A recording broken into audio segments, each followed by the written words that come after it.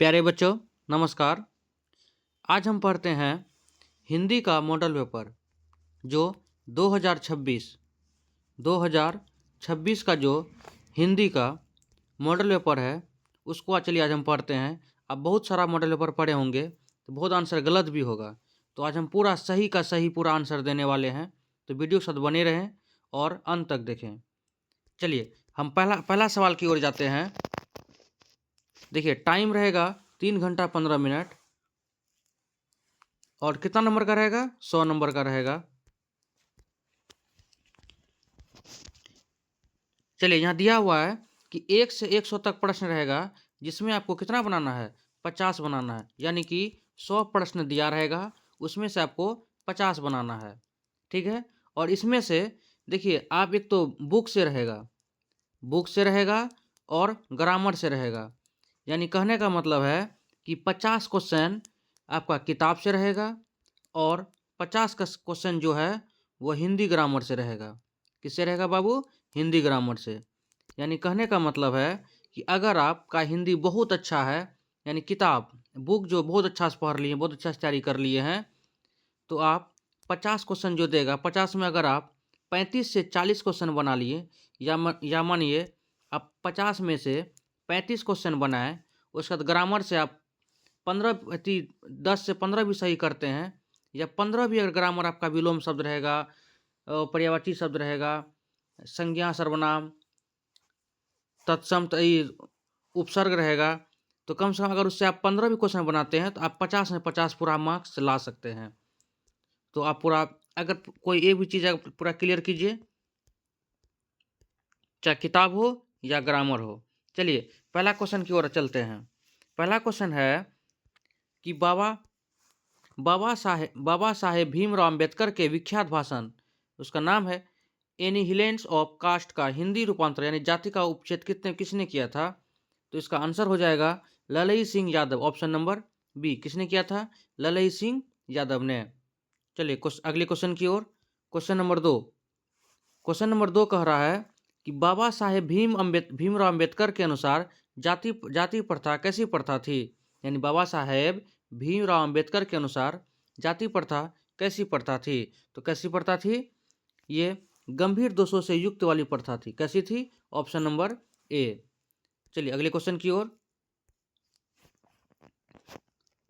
Question number 3, Guru Nanak ने किस प्रकार की भक्ति का प्रचार किया था? तो गुरु नानक ने किस प्रकार भक्ति प्रचार किया था?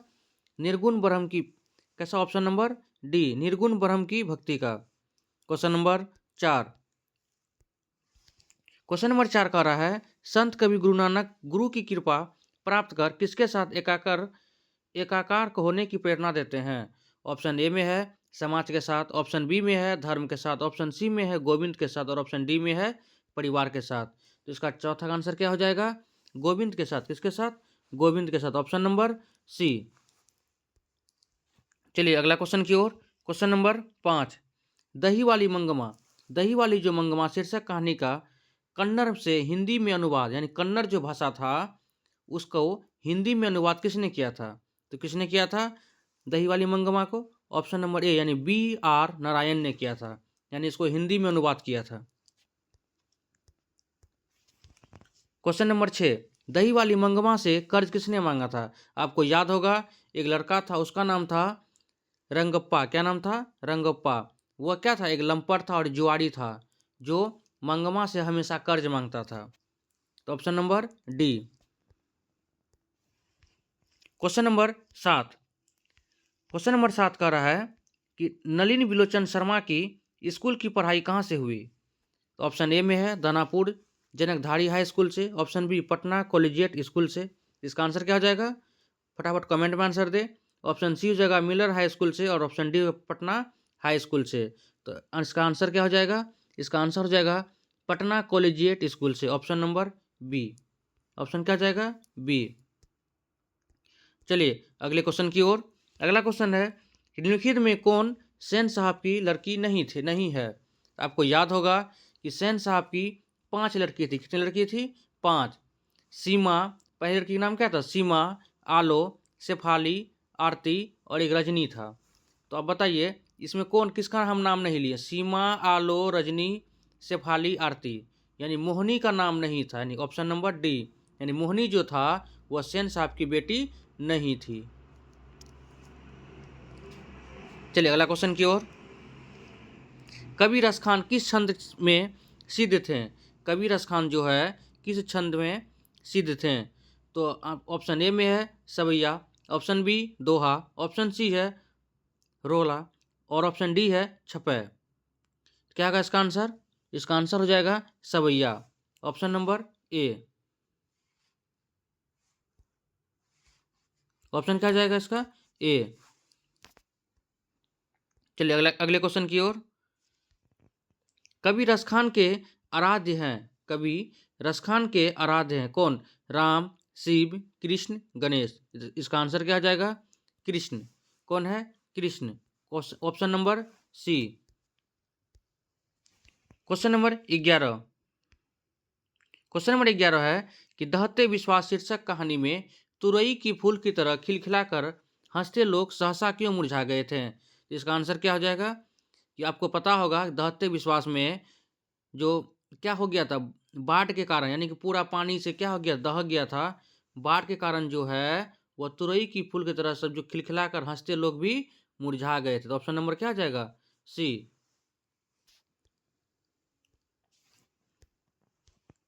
Question number 12। दहते विश्वास शीर्षक कहानी में लक्ष्मी ने बांध की निगरानी के लिए अपने परिवार से किसको भेजा था? तो आपको याद होगा कि लक्ष्मी जो है उसका उसका बड़े बड़े बेटा जो था, उसका बड़े बेटे का नाम था अच्युत। क्या नाम था? अच्युत उसका बड़े बेटे का नाम था। उसी को क्या किया था? बांध की निगरानी के लिए भेजा था।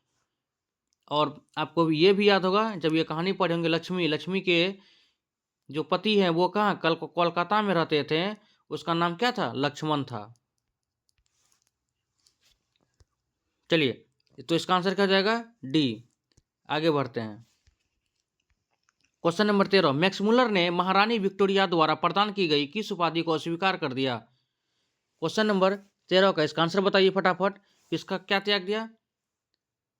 तो नाइट की उपाधि। क्या त्याग दिया था? नाइट की उपाधि। Option number B. अगले क्वेश्चन की ओर। Question number 14। मैक्स मुलर के अनुसार यूरोप में प्रचलित कहावतों और दंत कथाओं का प्रमुख स्रोत किस धर्म को माना जाता है? क्वेश्चन नंबर 14 का इसका फटाफट आंसर कमेंट में कीजिए। कौन धर्म को करता है? तो हिंदू धर्म। Option number B. Option number क्या हो जाएगा? बी। निम्नलिखित में कौन प्रेम की पीर के कवि हैं? क्वेश्चन नंबर 15 का आंसर क्या हो जाएगा? घनानंद। Option number A. क्या हो जाएगा? Option number A. चलिए क्वेश्चन नंबर 16। कवि घनानंद अपने आंसुओं को कहाँ पहुँचाना चाहते हैं? यानी कवि जो घनानंद जो है वो अपने आंसुओं को कहाँ पहुँचाना चाहते हैं? तो कहाँ पहुँचाना चाहते हैं ये अपने आंसुओं को? ऑप्शन नंबर बी, यानी प्रेमिका सुजान के आंगन में पहुँचाना चाहते हैं। ऑप्शन नंबर क्या जाएगा? बी। चलिए क्वेश्चन नंबर 17। ईश्वर पेटलीकर किस भाषा के लोकप्रिय कथाकार हैं? ईश्वर जो पेटलीकर। क्वेश्चन नंबर 17 इसका आंसर फटाफट कमेंट में कीजिए। तो क्या जाएगा? ऑप्शन नंबर डी, यानी गुजराती। Question number 18। माँ शीर्षक कहानी में किसको ठीक देखकर माँ जी को हर व्यक्ति मंगू को अस्पताल में भर्ती करने की सलाह देने लगा था? यानी माँ जो शीर्षक है, आप पतली हिंदी जब पढ़े होंगे तो उसमें माँ कहानी जो है उसमें पढ़े होंगे कि एक मंगू नाम की लड़की थी। मंगू नाम की लड़की थी जो क्या थी? पागल थी। और जब भी अस्पताल में भर्ती करने के लिए इसको बोला जाता था तो ये माँ की जो मंगू की माँ थी वो नहीं करती थी। तो उसी गांव में और एक लड़की थी, उसका नाम क्या था? कुसुम, जो पागल हो गई थी, लेकिन उसको अस्पताल में भर्ती कराया तो वो कुछ ही दिन में ठीक हो गई थी। तो जो भी आदमी अगर मंगू को देखता था तो वह उसकी माँ को क्या सलाह देती थी? आप भी मंगू को अस्पताल में भर्ती करा दीजिए, आपकी भी बेटी ठीक हो जाएगी। तो इसका आंसर क्या हो जाएगा? कुसुम को। Option number B. चलिए क्वेश्चन नंबर 19। हजारी प्रसाद द्विवेदी को किस ग्रंथ के लिए साहित्य अकादमी पुरस्कार प्राप्त हुआ था? क्वेश्चन नंबर 19 का आंसर क्या हो जाएगा? तो ऑप्शन नंबर ए क्या हो जाएगा, आलेख पर्व के लिए। किसके लिए? आलेख पर्व, यानी ऑप्शन नंबर ए। चलिए क्वेश्चन नंबर 20, कामसूत्र नामक ग्रंथ के रचनाकार कौन है? कामसूत्र नामक ग्रंथ के रचनाकार कौन थे? तो वात्स्यायन। कौन थे? Option number C. चलिए अगला क्वेश्चन, बद्री नारायण चौधरी, जिसको हम क्या बोलते हैं? प्रेमघन। प्रेमघन हिंदी साहित्य के किस युग के महत्वपूर्ण कवि थे? तो आपको याद होगा कि ये भारतेंदु युग के कवि थे। ऑप्शन नंबर ए। ऑप्शन नंबर क्या हो जाएगा? ए। चलिए क्वेश्चन नंबर 22, स्वदेशी शीर्षक पाठ के अनुसार किस कारण से भारतीय की बुद्धि विदेशी हो गई है? किसके अनुसार? तो 22 का आंसर बताइए फटाफट। तो विदेशी विद्या पढ़कर। किसके अनुसार हुआ है? विदेशी विद्या पढ़कर। Option number C. चलिए अगले क्वेश्चन की ओर, कहानीकार सुजाता का वास्तविक नाम क्या था? तो आपको जब कहानी आप पढ़े होंगे तो उसमें आप पढ़े होंगे एस रंगराजन। क्या पढ़े थे? एस रंगराजन, यानी कि सुजाता का वास्तविक नाम क्या है? एस रंगराजन। चलिए अगले क्वेश्चन की ओर, क्वेश्चन नंबर 24, नगर। नगर शीर्षक कहानी में वल्ली अमाल अपनी लड़की पापाती के साथ मदुरै स्थित बड़े अस्पताल के किस विभाग के बाहर बरामदे में बैठी प्रतीक्षा कर रही थी? किसकी प्रतीक्षा कर रही थी? तो बहिरंग रोगी विभाग में। कहां प्रतीक्षा कर रही थी? Option number D.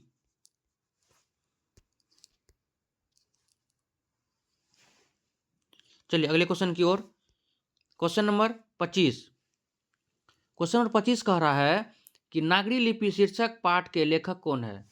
तो कौन है इसके लेखक? है Gunakar Mule. Option number B. कौन है? गुणाकर मूले। चलिए अगले क्वेश्चन की ओर, पठित पाठ के आधार पर बताएं कि धारा नगरी का कौन सा शासक अपने विद्यानुराग के लिए इतिहास में प्रसिद्ध है? क्वेश्चन नंबर 26 का फटाफट आंसर कीजिए। तो किसके लिए? आपको याद होगा इसका पूरा राजा का नाम क्या था? राजा भोज, यानी ऑप्शन नंबर सी।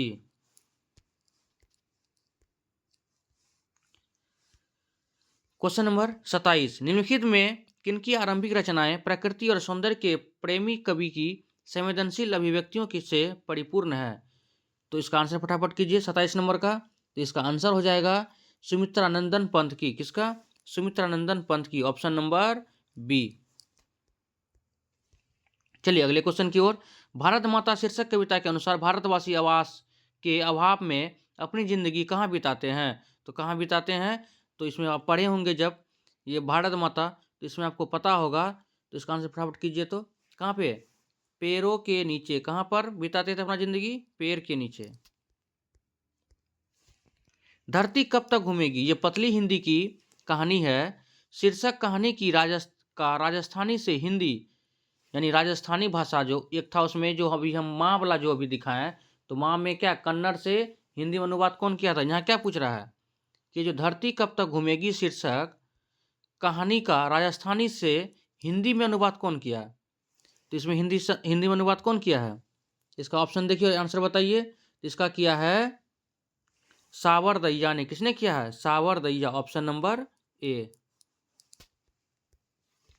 चलिए अगले क्वेश्चन की ओर, धरती कब तक घूमेगी शीर्षक कहानी में सीता के पुत्र ने किस त्योहार के बाद मां को बारी बारी से साथ रखने का निर्णय लिया था? तो आपको पता होगा कि ये दोनों यानी जो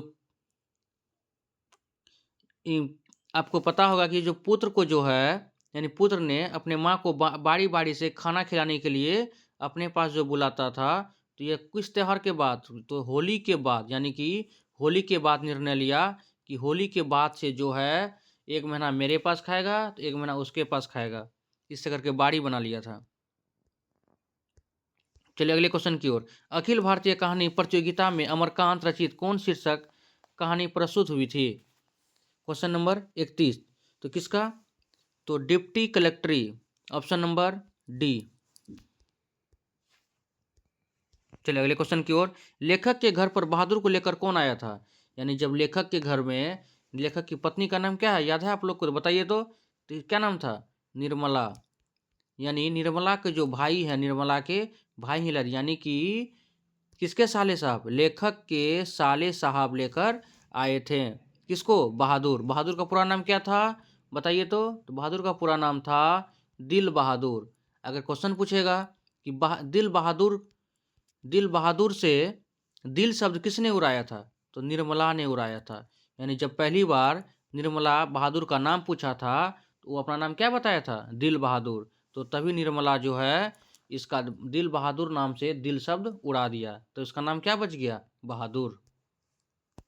तो इसका आंसर क्या जाएगा, बी। चलिए अगले क्वेश्चन की ओर। राष्ट्रकवि रामधारी सिंह दिनकर का जन्म कब हुआ था, यानी क्वेश्चन नंबर 33 का आंसर बताइए तो इसका आंसर हो जाएगा ऑप्शन नंबर ए, 23 सितंबर 1908 ईस्वी को। कब हुआ था, 1908 ईस्वी को, ऑप्शन नंबर ए। चलिए अगले क्वेश्चन की ओर। जनतंत्र का जन्म शीर्षक कविता के अनुसार अब फावड़े और हल क्या बनाने वाले हैं,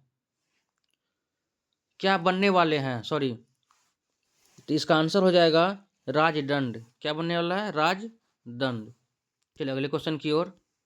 निम्नलिखित में किनकी लेखनी से वाल्मीकि और कालिदास से लेकर मुक्ति बोध तक की रचनाओं का मूल्यांकन प्रगतिवादी चेतना के आधार पर हुआ है। इसका आंसर बताइए क्या होगा, 35 नंबर का। तो इसका आंसर हो जाएगा Ramvilas Sharma, option number C. चलिए अगला क्वेश्चन, क्वेश्चन नंबर 36। हिरोशिमा शीर्षक कविता में सूरज का प्रतीक अर्थ क्या है, तो इसका प्रतीक अर्थ क्या है बताइए, क्वेश्चन नंबर 36। तो क्या है, परमाणु बम, ऑप्शन नंबर डी। चलिए अगले क्वेश्चन की ओर। संगीत भारती की कमाई से पंडित बिरजू महाराज ने क्या खरीदी थी, जब कहानी पढ़ेंगे तो आपको याद होगा, स्कूटर खरीदा। क्या खरीदा था, स्कूटर, ऑप्शन नंबर सी। चलिए अगले क्वेश्चन की ओर। Question number 38। पाठ्यपुस्तक में कवि कुंवर नारायण रचित एक वृक्ष की हत्या शीर्षक कविता किस कविता के संग्रह से संकलित है, तो बताइए इसका आंसर क्या हो जाएगा, इन दिनों से। क्या हो जाएगा, इन दिनों से, ऑप्शन नंबर डी। चलिए अगले क्वेश्चन की ओर। अशोक वाजपेयी के अनुसार किसकी विख्यात कृति का शीर्षक है लो मादामोजेल दो एवेन्यू। इसका आंसर क्या हो जाएगा, पिकासो। क्या हो जाएगा, पिकासो, ऑप्शन नंबर सी। चलिए अगले क्वेश्चन की ओर। आप लोग को जिसका आंसर आ रहा था मेरा बताने से पहले आप लोग कमेंट में इसका आंसर लिख दीजिए, जिससे हमको समझ में आ गया कि हाँ आंसर आप लोग का सही सही ठीक ठीक जा रहा है। चलिए क्वेश्चन नंबर 40। हमारी नींद शीर्षक कविता में किसका जीवन क्रम पूरा हुआ है, तो किसका जीवन क्रम पूरा हुआ, मक्खी का हुआ था, ऑप्शन नंबर बी। चलिए क्वेश्चन नंबर 41। विनोद कुमार शुक्ल रचित किस रचना पर मनी कौल द्वारा फिल्म का भी निर्माण हुआ है, तो क्वेश्चन 41 का आंसर नौकर की कमीज। क्या हो जाएगा, नौकर की कमीज, ऑप्शन नंबर ए।